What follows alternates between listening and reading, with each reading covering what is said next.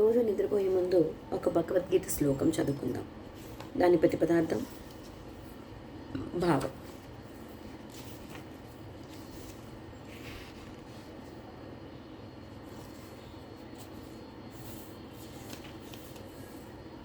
మొదటి అధ్యాయం మొదటి పద్యం. ధృతరాష్ట్ర ఉవాచ ధర్మక్షేత్రే కురుక్షేత్రే సమవేతాయుయుత్సవః మామకాః పాండవాశ్చైవ కిమకుర్వత సంజయ. ధృతరాష్ట్ర ఉవాచ. ధృతరాష్ట్ర మహారాజు పలికాడు. ధర్మక్షేత్రే తీర్థస్థానంలో, కురుక్షేత్రే కురుక్షేత్రమును పేరు కలిగిన ప్రదేశములో, సమవేత సమకూడిన, యుయుత్సవ యుద్ధము చేకూర, మామకాహ నా పక్షము వారు, పుత్రులు, పాండవ పాండుతనయులు, చ మరియు, ఏవ నిక్కముగా, కిం ఏవి, అకుర్వత చేశారు, సంజయ ఓ సంజయ. ఇది ప్రతిపదార్థం. దీని భావం: ధృతరాష్ట్రుడు పలికాడు, ఓ సంజయ, కురుక్షేత్రములో ధర్మక్షేత్రములో నా తనయులు పాండుతనయులు యుద్ధము చేగోరిన వారై సమకూడిన తర్వాత ఏమి చేశారు? దీని భాష్యం వివరంగా తెలుసుకుందాం.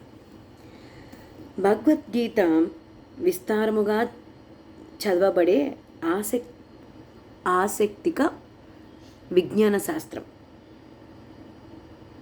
అది గీతామహత్యములో సంగ్రామముగా చెప్పబడింది. మనిషి భాగవతమును శ్రీకృష్ణ భక్తుని సమయములో పరిశీలాత్మకగా చదివి ఎటువంటి స్వంత వాఖ్యానాలు చేయకుండా అర్థం చేసుకోవడానికి ప్రయత్నించాలని అందులో చెప్పబడింది. అర్జునుడు గీతను భగవంతుని నుండి నేరుగా విని ఉపదేశాన్ని అర్థం చేసుకున్నాడు. స్పష్టమైన అవగాహనను పొందడానికి ఈ ఉపవాసమును భగవద్గీతలోనే ఉంది. ఎప్పుడైనా ఆ గురు శిష్య పరంపరలో సంకల్పిత వివరణలు లేకుండా భగవద్గీతను అర్థం చేసుకోగలిగినంత భగవంతుడైతే సమస్త వేద విజ్ఞానాన్ని, ప్రపంచంలోని సకల శాస్త్రములను అతిశయోక్తించగలవాడు. ఇతర శాస్త్రములలో ఉన్న విషయాలనే కాకుండా అత్యంత గోచారమును విషయమును కూడా పాఠకుడు భగవద్గీతలో కనుగొంటాడు. ఇదే గీత యొక్క విశిష్టమైన ప్రాధాన్యత. దేవదేవయ్యుడైన శ్రీకృష్ణ భగవానుడు ద్వారా ప్రత్యేకముగా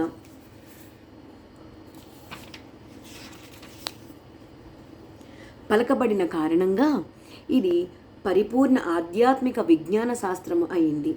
మహాభారతంలో వర్ణించబడినట్టు ధృతరాష్ట్ర సంజయులు సంవాద విషయంలో ఈ మహోన్నతమైన అద్వైత శాస్త్రాన్ని మూల సిద్ధాంతానమై అనాది అయిన వేదముల నుండి తీర్థస్థానమైనట్టి కురుక్షేత్రంలో ఈ తత్వశాస్త్రము ఉద్భవించినట్టుగా తెలుస్తున్నది. ఈ లోకంలో భగవంతుడు స్వయంగా ఉన్నప్పుడు మానవాళి మార్గదర్శనానికి దీనిని పలికాడు.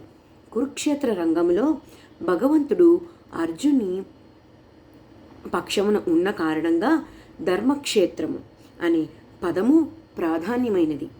కౌరవులు తండ్రి అయిన ధృతరాష్ట్రుడు తన తనయుల చమర విజయ వంశానికి గురించి చాలా సందేశించాడు. ఆ సందేహముతోనే అతడు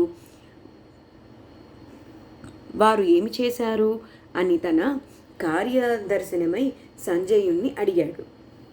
తన పుత్రులు, తన సోదరుడైన పాండురాజు పుత్రులు యుద్ధము చేయాలని నిశ్చయంతో కురుక్షేత్ర రణరంగంలో సమకూరారని అతనికి తెలుసు.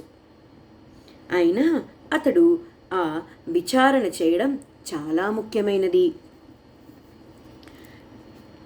జ్ఞానత్తులైన సోదరుల మధ్య రాజీని అతడు కోరుకోలేదు.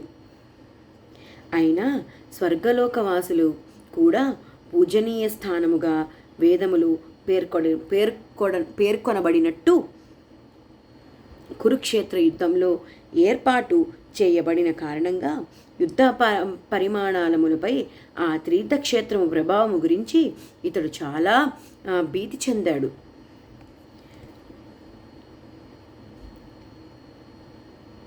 స్వభావరీత్యా ధర్మముల వలె కారణముగా అర్జునుడు ఇతర పాండుసుతులపై అది అనుకూల ప్రభావాన్ని చూపిస్తుందని అతనికి బాగా తెలుసు. సంజయుడు వ్యాసుని శిష్యుడు.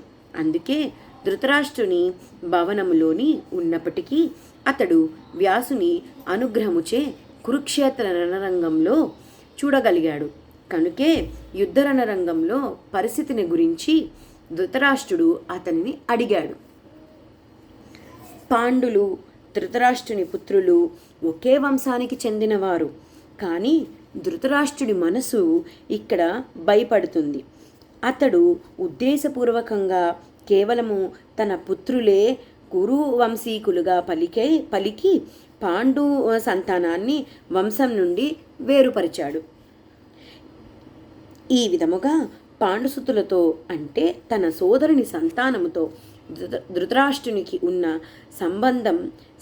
సంబంధ స్థితిని ఎవరైనా అర్థం చేసుకోగలరు.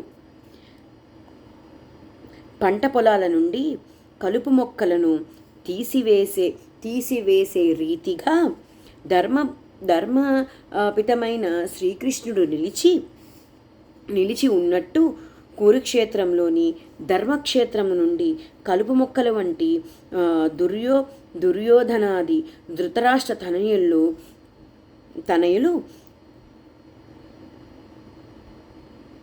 పెరికివేయబడ్డారని, ధర్మరాజుది పరమధర్మాయుధులు భగవంతునిచే సుప్రతిష్ఠులు కాగలరని మొదటి నుండే ఉద్దేశించబడినది. చారిత్రాత్మక వేదిక ప్రాముఖ్యతతో పాటుగా ధర్మక్షేత్రం, కురుక్షేత్రం అనే పదాలకు ఈ విశేషార్థం ఉన్నది.